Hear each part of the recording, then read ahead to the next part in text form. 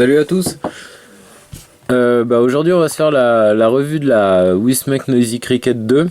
Donc ça c'est une box semi-mecha. Donc bon, moi le mecha c'est pas un truc c'est pas quelque chose qui m'a vraiment attiré, parce que bon, j'avais toujours un peu cette appréhension de la dangerosité du mecha. Faut être un petit peu plus concentré sur ses montages, faut être assez vigilant avec son matériel, faut être concentré quoi. Je veux dire, on fait pas nos box électro maintenant nous protègent, elles sont pleines de sécurité et du coup bon bah moi j'étais pas vraiment intéressé par le mecha quoi. Ce qui m'a plu dans celle-ci en fait, c'est une box qui fonctionne comme une mecha, mais qui a certaines protections, protection anti-court-circuit, protection contre la décharge de la batterie. Faut savoir que nos batteries, si on descend en dessous de 3,2 volts, c'est vraiment pas conseillé. Donc là au moins, je suis sûr de pas descendre en dessous des 3,2 volts.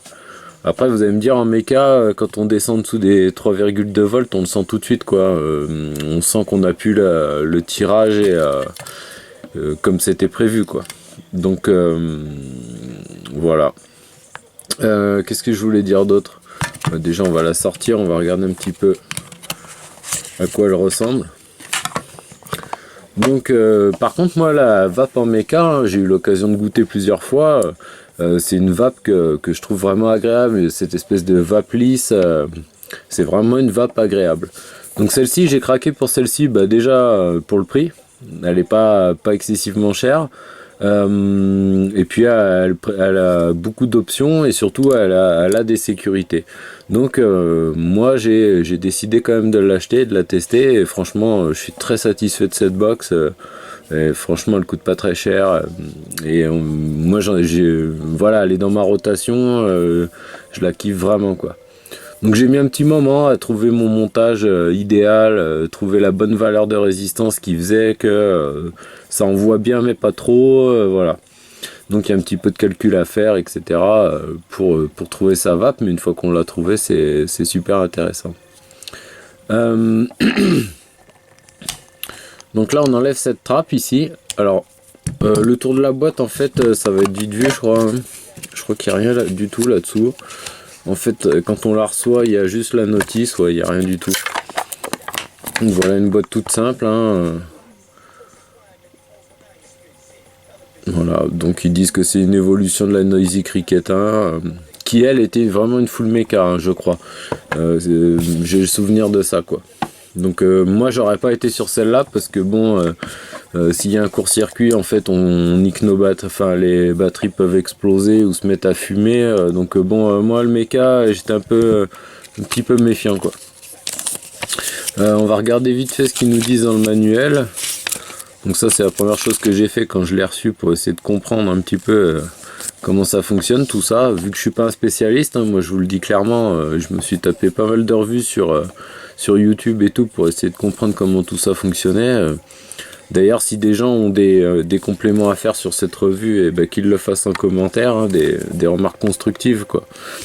Je vous invite tous à apporter vos petits ajustements, etc. quoi.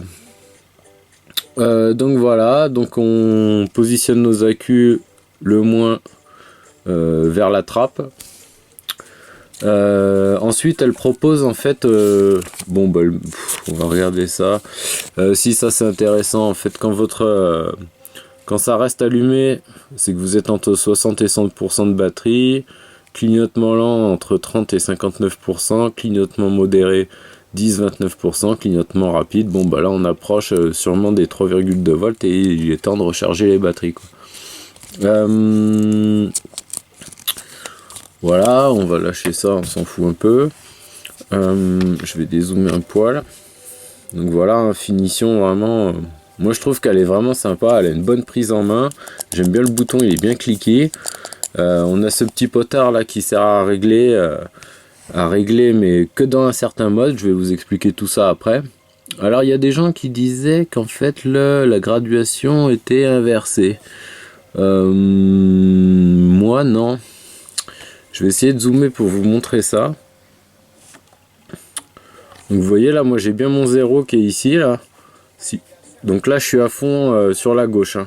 Je suis à fond tourné dans le sens anti-horaire. Si je commence à tourner, donc là normalement c'est là que j'augmente la puissance. Donc je vais le tourner à fond vers la droite. Et je suis bien sur le 100. Donc bon, moi j'ai pas le sentiment que c'est inversé. En plus j'ai l'impression qu'on voit deux petites flèches là, je sais pas si vous les voyez. Enfin bon bref. Quand vous tournez dans le sens anti-horaire, ça baisse. Quand vous êtes à fond sur la gauche, en fait vous êtes en face du 0. Vous êtes baissé à fond. Et quand vous êtes à fond sur la droite, vous êtes à 100%. Donc là vous envoyez la grosse patate. Voilà, 100. Donc je vais le remettre à 0. Ensuite, bon on a notre petite trappe en dessous, designée en Californie, mais fabriquée en Chine bien sûr. Aluminium brossé, super sympa hein, franchement. Vous allez voir, le bouton s'éclaire soit en blanc, soit en orange, c'est super joli. Le pin 510, aucun problème, j'ai essayé beaucoup d'atos et tout, aucun souci. On peut mettre des atos jusqu'à 25, donc c'est super bien. Donc on va passer au vif du sujet, la trappe. Donc voilà, quand vous enlevez votre trappe, donc là vous pouvez glisser vos batteries, donc le moins vers vous. Ici là il y a des petits tubes de protection. Donc ça c'est vraiment très bien pensé puisque en fait sur une box qui est un peu en mode méca, donc celle-là la sécurité court-circuit, donc de toute façon je pense qu'il n'y aurait pas de souci. Mais si par exemple vous utilisez ce genre de batterie complètement déglinguée, c'est carrément pas recommandé. Il faut surtout jamais utiliser les batteries abîmées comme ça. Donc celle-ci, de toute façon, je vais la rewrapper. D'ailleurs, je pense que je vais peut-être shooter une petite vidéo si ça peut aider quelqu'un à le faire. Ça c'est l'occasion, hein, ça prend 5 minutes. Donc je montrerai comment on fait ça. Donc au cas où votre batterie est un petit peu endommagée, en fait ça sert à l'isoler en fait de la partie métallique. Donc ça c'est très bien pensé, pour moi c'est très bien. Voilà, une sécurité encore supplémentaire, plutôt bien pensée quoi. Au fond, je sais pas si on va le voir à la cam, il y a des gros plus, on les voit bien. Voilà, et finition, il n'y a rien à dire. Hein. Donc là on arrive à la trappe. Donc là vous voyez il y a écrit P, ça veut dire parallèle. Et quand on enlève ce petit circuit, on peut le mettre de l'autre côté où il y a écrit série. Donc là on va vite se faire un petit point là-dessus. En fait si vous la positionnez en série, alors je vais prendre deux batteries comme ça va être un peu plus parlant, je reviens. Donc voilà, j'ai chopé deux batteries. Donc vous voyez c'est des batteries qui font 3,7 volts. En fait quand elles sont chargées à bloc, elles peuvent envoyer 4,2 volts. Pas très longtemps, on tombe très rapidement à 4 volts. Là ici on voit le CDC, on appelle ça le CDC, c'est le courant de décharge. Alors je vais zoomer un peu. Le courant de décharge continu. Donc ça c'est en fait si vous restiez appuyé à faire feu non-stop jusqu'à ce que vous vidiez votre batterie, elle supporterait 10 ampères de décharge. Et en pulse, c'est 20 ampères, pardon, si je me mets pas en face de la cam, mise au point. Et en pulse, et ben en fait c'est par impulsion. Donc si vous vapez comme nous on vape, c'est par impulsion, on peut monter jusqu'à 20 ampères. Donc ça a son importance parce que quand on va faire notre montage, en fait, plus on va descendre bas dans les ohms, plus on va faire monter cette valeur d'ampères qui est nécessaire pour produire les watts qu'on désire. Alors je vais pas vous faire un cours sur le méca, hein, je vais juste vous distiller 2-3 infos comme ça que j'ai glané à droite à gauche. Mais c'est quand même important de savoir ça. Donc dans l'optique où j'ai mes deux batteries qui sont montées, elles font 4,2 volts chargées à bloc. En fait si je me mets en série, ça va additionner les volts. Donc on va se retrouver à plus de 8 volts. Donc quand vous allez faire feu, vous allez envoyer 8 volts. Donc ça, faut bien être conscient. Donc après, je vais vous expliquer tout ça. Quand on est sur la plaque, on est en mode série. En fait, il y a deux modes. Il y a le mode série direct, ils appellent ça. Donc c'est-à-dire que le potard n'a aucun impact En fait, vous pouvez le tourner, ça change rien. Et puis vous avez le mode série où là, vous vous servez du potard pour ajuster le réglage. Donc si vous êtes à 0, je pense que vous allez envoyer, je sais pas moi, 4 volts, un truc comme ça. Pas trop un truc de bourrin. Donc ça vous permet en fait de pouvoir monter à des wattages assez hauts. On peut vraiment envoyer de la grosse vape là. Donc ça dépend aussi de votre montage, hein. Si vous êtes en 0,1 ohm, ce que je conseille pas du tout, puisque vous allez atteindre je sais pas combien. Je peux sortir mon ordi, faire vite le calcul. Mais on est vite au-dessus de 100 watts quoi. D'ailleurs je vais sortir mon ordi plutôt que de dire des conneries, je vais regarder en direct. Donc voilà, là j'ai sorti mon ordi. Pour faire mes calculs, moi je vais sur le site Steam Engine. En fait vous rentrez la valeur de votre résistance, vous mettez combien de volts peuvent développer vos batteries. Donc si vous êtes en série, en fait vous allez pouvoir envoyer au maximum 8,4 volts. Si vous êtes en parallèle, ce sera toujours 4,2 volts. Donc là j'ai juste mis donc un coil de 0,3 ohm avec 8,4 volts. Ça nous fait 28 ampères et 235 watts. Donc vous voyez, et plus je vais descendre dans les ohms, plus ça va envoyer du bois. Si je me mets à 0,2 ohm par exemple, je suis à 42 ampères, 352 watts. Donc vous voyez, il va falloir faire des montages. Si vous êtes en série sans réglage avec le potard, va falloir bien adapter votre coil. Donc par exemple un coil de 0,8 ohm sur du série, ça nous fait du 10 ampères 50 et ça nous fait du 88 watts. Voilà, donc allez sur le site Steam Engine, il y a un onglet Ohm's Law. En fait vous rentrez vos valeurs et ça vous dit à peu près combien ça va faire de watts, combien ça va faire d'ampères.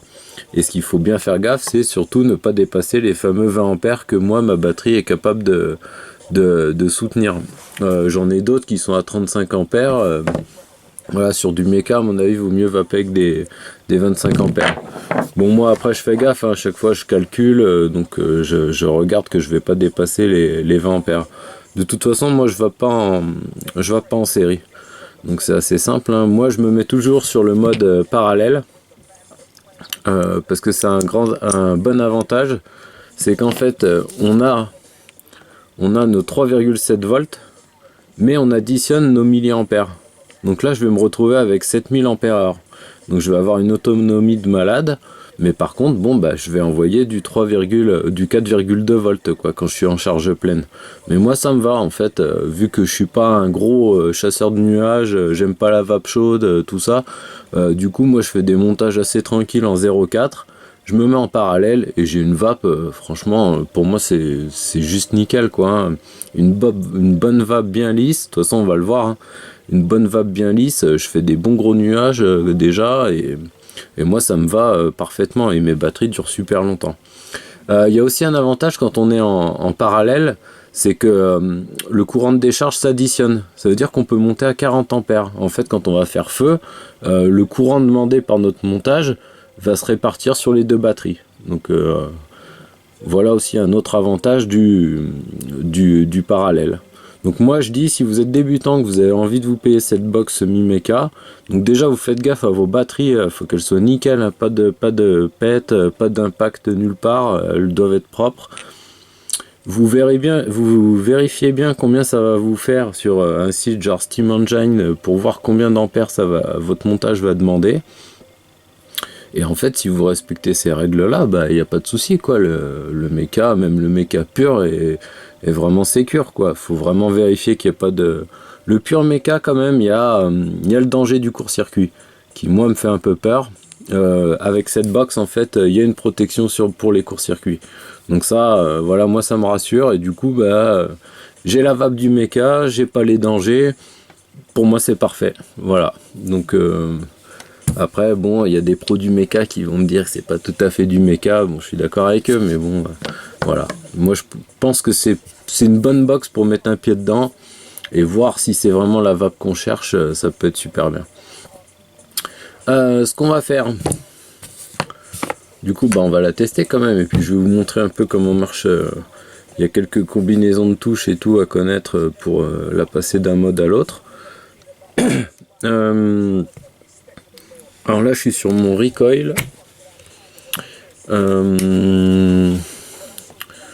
Donc j'ai un montage à 0,37.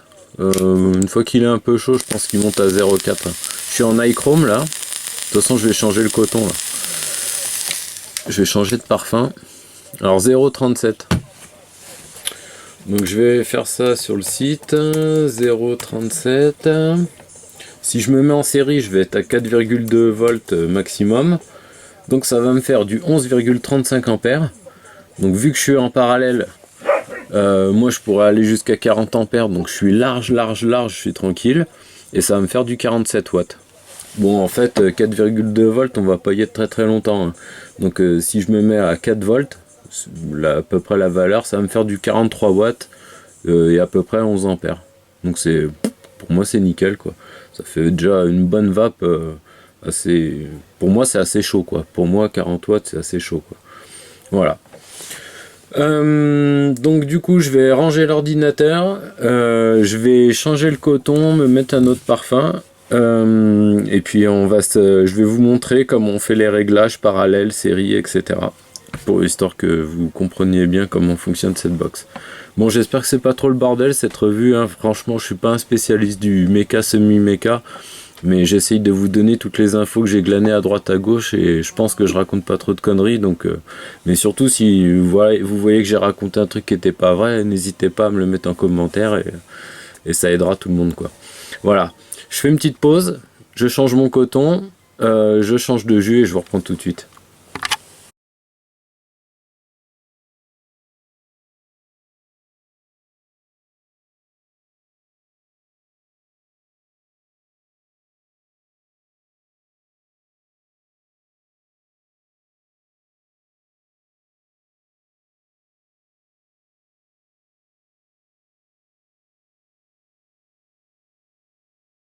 Voilà, mon montage est terminé. Donc je suis à 0,37. J'ai mes deux coils qui sont tranquilles là. Je vois que j'ai un petit... Je regarde que j'ai pas de point chaud. Ça marche nickel. Donc je suis à 0,37. Donc ça va faire comme j'ai dit tout à l'heure, en fait une quarantaine de watts, peut-être un petit peu plus, 43 watts, un truc comme ça, en parallèle. Donc je vais mettre mes deux batteries, donc le plus vers le bas. Je vais vous montrer tout de suite le mode série, puisqu'on finira par le parallèle, vu que c'est le mode où moi je vape. Donc je me mets sur le côté série. Ensuite on n'a plus qu'à venir remettre notre trappe.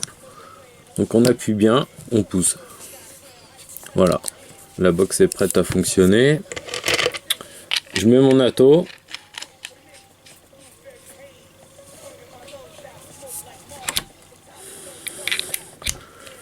Voilà. Donc voilà, la box est allumée. Donc pour l'éteindre la lumière en fait, 1, 2, 3, 4, 5, elle s'éteint.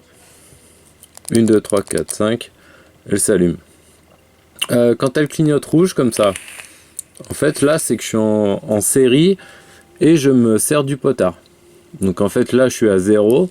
Donc déjà là ça envoie plutôt pas mal. Je vais tirer une petite barre.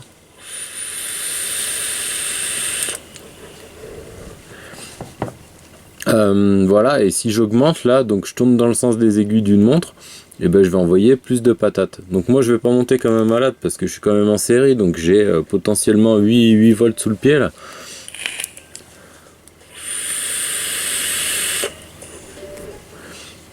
Donc là tout de suite là j'ai une vape un peu chaude et tout. Voilà, et là vous êtes capable d'envoyer vraiment du bois. Hein. Si vous commencez à vraiment monter, voilà, vous voyez, vous entendez tout de suite que là ça rigole pas quoi. Je vais vous montrer le deuxième mode qui existe en série, donc là où on se sert plus du potard, hein, vous voyez là je l'ai mis au milieu, mais après ça n'aura plus aucun impact. En fait vous éteignez votre box, donc 1, 2, 3, 4, 5, elle clignote, elle est éteinte. Vous restez appuyé sur le bouton,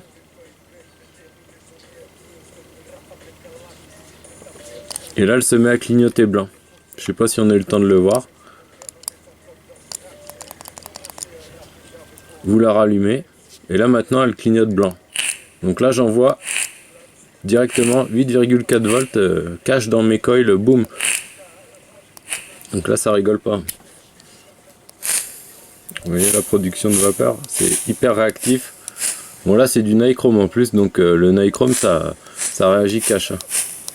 Donc moi je vape jamais comme ça, hein. Et d'ailleurs bon c'est vraiment une vape de barbare ça, hein. Donc moi je vape vraiment jamais comme ça.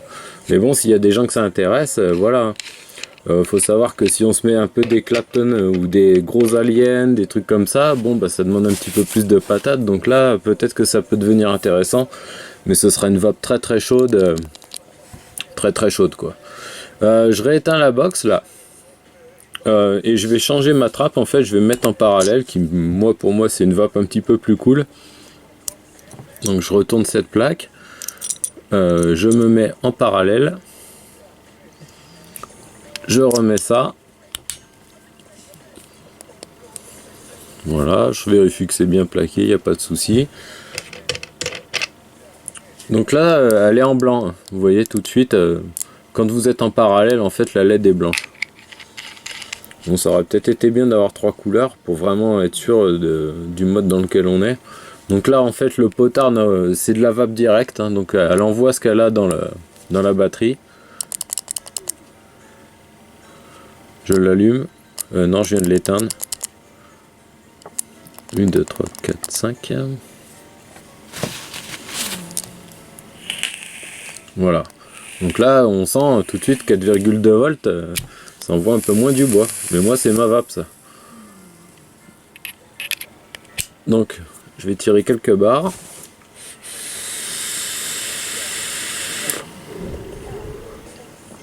Pour moi c'est suffisant quoi. J'ai une vape qui est tiède, j'ai une bonne production de vapeur et ça marche très bien quoi. Au passage ce petit liquide là il est pas mauvais. Une espèce de chocolat vanille, comme une glace au chocolat et à la vanille là, c'est super bon.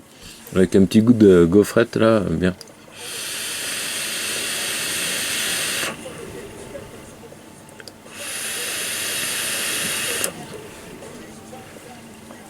Voilà. Qu'est-ce que je peux dire?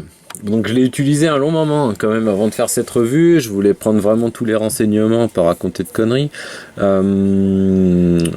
Moi je l'aime vraiment bien. En fait elle est super compacte, hein. Vous voyez dans ma main elle est toute petite. Je sais pas, je peux prendre la SX à côté. Vous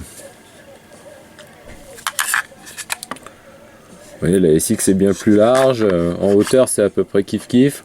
L'avantage aussi c'est qu'elle prend bien les 24, les atos en 25 et en 24. Voilà. Hein. Des fois selon mes piles, alors bon, on peut faire les avantages et les inconvénients, je pense qu'on en a bien fait le tour là. Les avantages, les inconvénients, bon bah des fois moi j'ai un peu de mal à enlever cette trappe là. Alors ça dépend de mes accus, hein. Vu que des fois je vrappe 2 fois mes accus, quand je les reçois je leur remets une couche. Bon bah des fois ça coince un peu, mais bon c'est un peu de ma faute. Qu'est-ce qu'il y a comme avantage? L'avantage hein, c'est d'avoir une vape méca mais sécurisée en fait. Hein. Comme je le disais au début, moi c'est ce qui m'a attiré, c'est d'avoir cette protection contre les courts-circuits et puis la protection batterie faible quoi. Dès qu'elle se met à clignoter super rapidement, vous voyez là, je tire une barre et après elle se met à clignoter. Et c'est notre indicateur de charge de batterie. Là elle clignote tout doucement, donc ça veut dire que j'ai de la batterie, je suis tranquille quoi. En mode parallèle, j'ai quand même une bonne autonomie, mais j'ai pas l'autonomie d'une Yi. Hein. Si je mets ces 2 batteries dans ma Yi, même réglage, même wattage et tout, ça va durer beaucoup plus longtemps dans ma box qui gère sûrement mieux la régulation de la décharge de la batterie quoi. J'ai ma Vaplice Mecha que j'aime. Moi je la trouve super bien quoi. Bon bah du coup je recommande pas quand même cette box à un débutant, puisqu'il faut quand même être assez attentif à votre montage. Hein. Vu que là il n'y a aucun réglage, je suis en parallèle, j'ai aucun réglage, bah c'est la valeur de votre colle qui va faire que ça envoie plus ou moins de watts, et il faut bien surveiller que vos batteries soient capables de supporter le courant de décharge qui va être demandé quand vous appuyez sur le bouton. Voilà. Sinon, une personne qui commence à être un peu habituée à la vape, hein, franchement, c'est une super bonne box. Elle est petite, elle est légère, voilà, moi je la trouve nickel, quoi.